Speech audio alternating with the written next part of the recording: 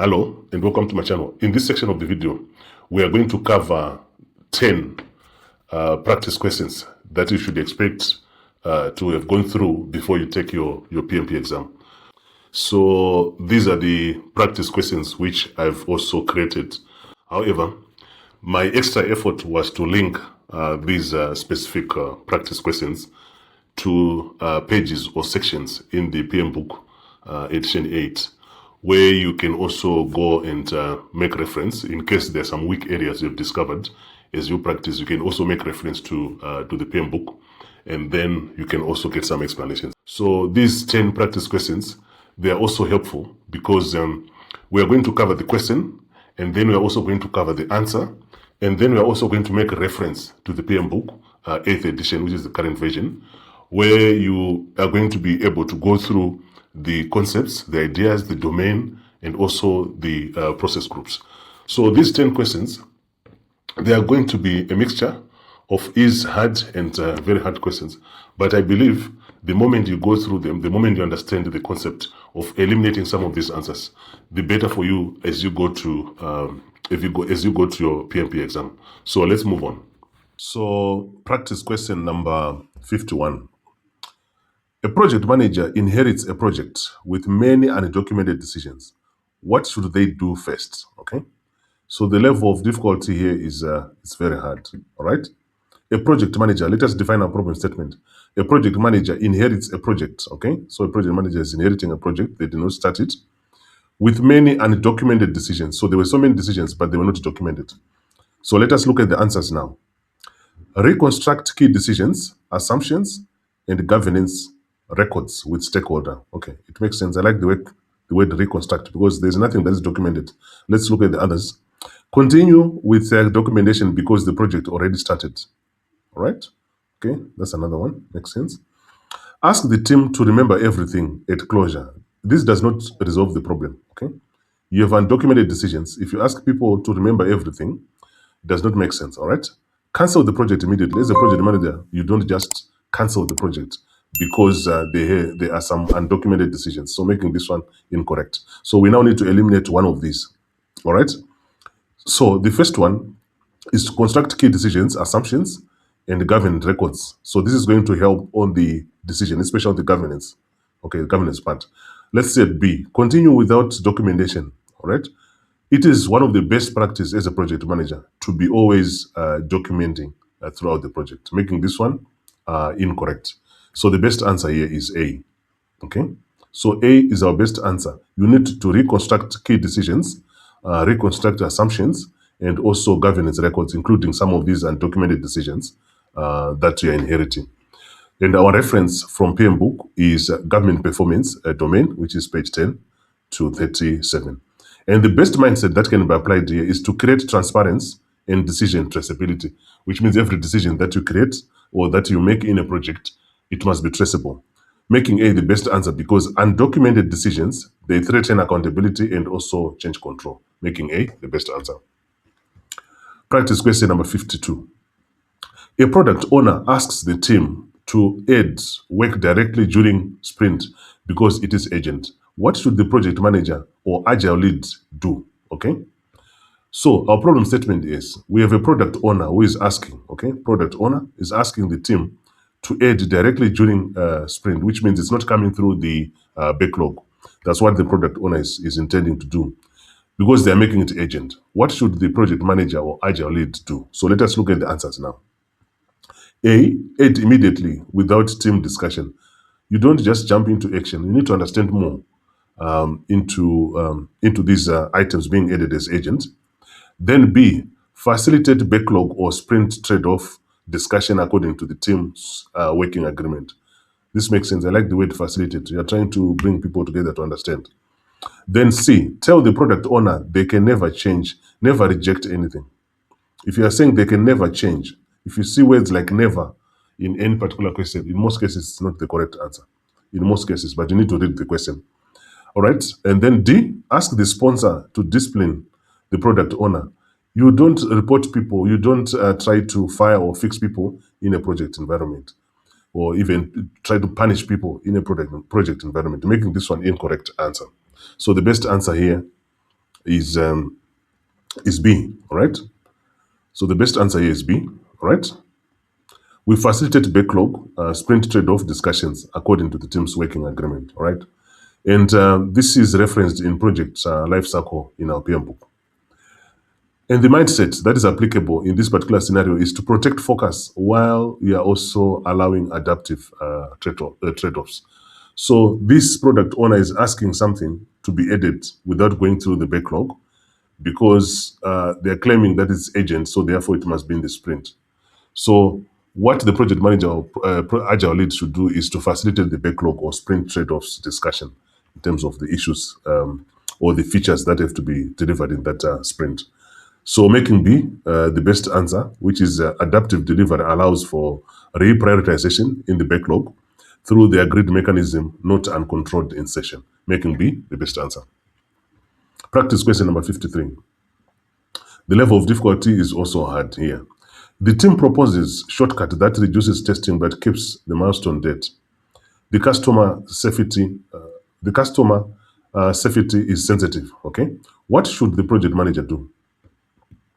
All right, so the problem statement here is the team is proposing something that is going to provide a shortcut and it's going to reduce testing, but it's going to keep the milestone date.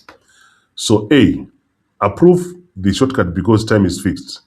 You don't just rush into action, all right? You cannot just go and approve. You need to do more. You need to get more information. You need to analyze, evaluate, and so on and so forth, making this one incorrect answer. B, analyze quality and risk impact before decision. I like this one, especially analyze and then also the impact. Remove the safety sensitive features. You don't just go and remove features in a project environment. It has to be done by either the product owner or even by the users or even the sponsor who is going to be, if it's predictive sponsor, if it is agile, then it has to be the product owner, making this one incorrect answer. Ask the team to skip documentation. Documentation throughout the project is very important and should be done as a best practice by any project team, making this one incorrect answer. The best answer here is B. So B is to analyze quality. I like this one. Analyze, you get more information. And ask and also do a risk impact assessment. I like the impact assessment before decision. All right. And our reference here is going to be on embedding quality deliverable principles, which is on page 43 of PMBOK. So the best mindset that applies to this particular question is you do not trade away quality blindly under schedule pressure. Even if you're under pressure, you still need to deliver quality products. Okay, so that's a good mindset. So B is the best answer because safety sensitive work, they demand risk and also quality analysis before changing testing. B, the best answer. Practice question number 54. In executive task, an executive asks for a status report that hides a major risk until a mitigation is ready. What should the project manager do? So what is our problem statement here? We have someone with authority, an executive, who is asking for a status report that hides a major risk until mitigation is ready. Okay, so this is all about ethics. What should the project manager do? So let us look at the answers now. Provide transparent risk information with current risk response. Okay, I like the way transparent ethics. A project manager is supposed to be transparent and also honest. B, hide the risk to maintain confidence. Never hide anything in a project. Always make sure everything is very transparent. Delete the risk from the log. Don't delete anything from the log. You can close the risk, but don't delete. You can even archive it for reference for future, making this one incorrect answer. Ask the team not to discuss it. You are still hiding. So this is the same in terms of project ethics, making this one incorrect answer. So the best answer here is A. Okay. Even if this is an executive, you cannot hide something. This is unethical.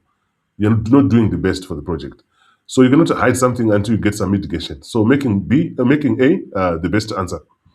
So A is the best answer to provide transparent risk information with current response action. And what is our reference? If you go into our PMBOK, we have to be accountable leader, which is on page 46. Right? What does accountable leader mean? Accountable leadership requires ownership, transparency, ethical behavior, and also responsive decision making. So in this case, you're not supposed to hide, even if it's coming from the executive. You just need to provide transparent risk information with current response actions. All right. So what is the best mindset that you could also have used or could also use in this particular scenario? Be transparent and accountable with material information. Always give the right information. Always be honest and transparent. Making A the best answer, because leadership decisions, they require accurate risk visibility, not hiding of risk. Making A the best answer. Practice question number 55. A cross-functional team says approvals, they take too long and block delivery. What should the project manager do? Okay, so our problem statement is we have cross-functional team which is complaining that the approvals are taking long and they are also blocking delivery. Okay, we classified this as a difficult question. So let's go through the answers.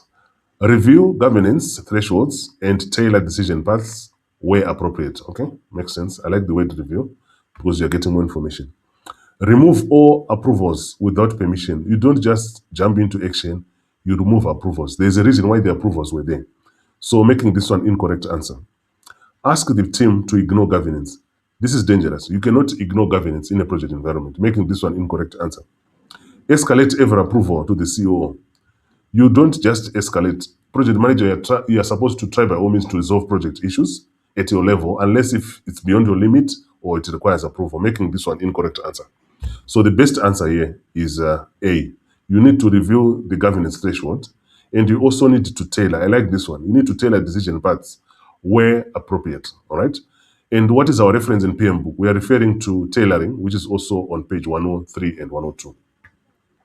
So what does it say? Tailoring adapts the development approach, processes, engagement methods, and also project management practice to the organizational and also project context.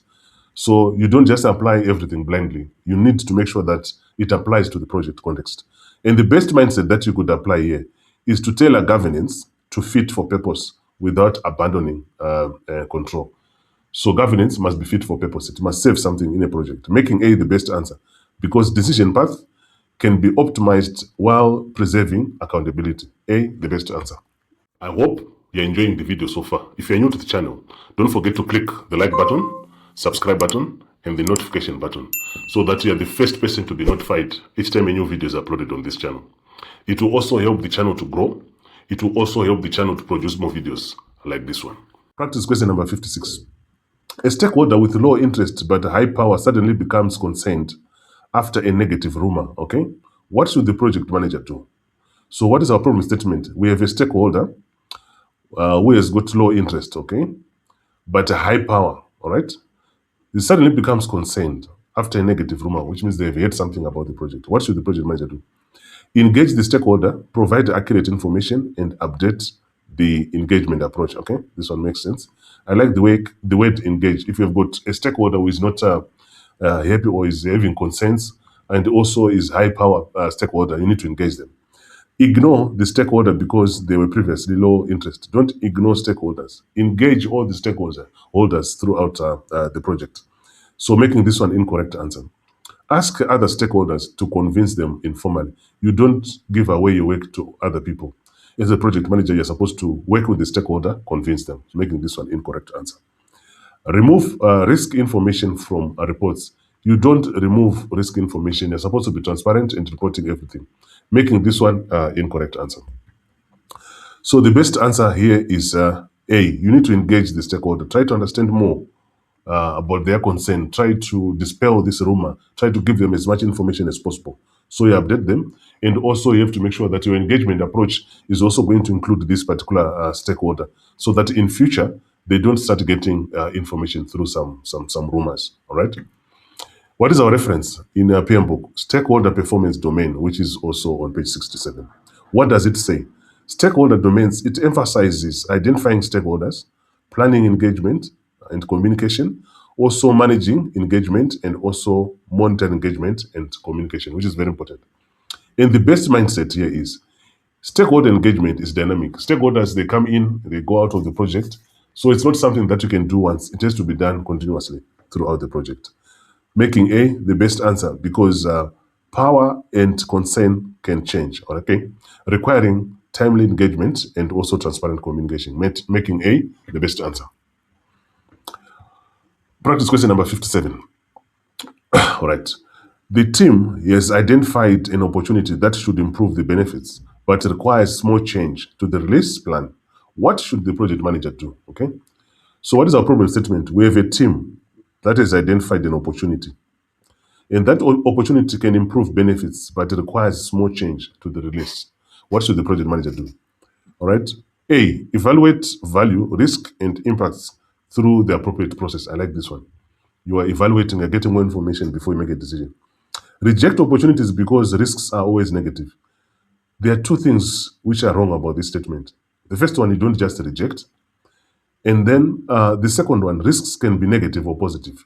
So making this incorrect answer. C, implement the changes without informing stakeholders. This cannot be done in a project environment. Stakeholders, they own the changes. Okay? So making this an incorrect answer. Save it for future projects without analysis.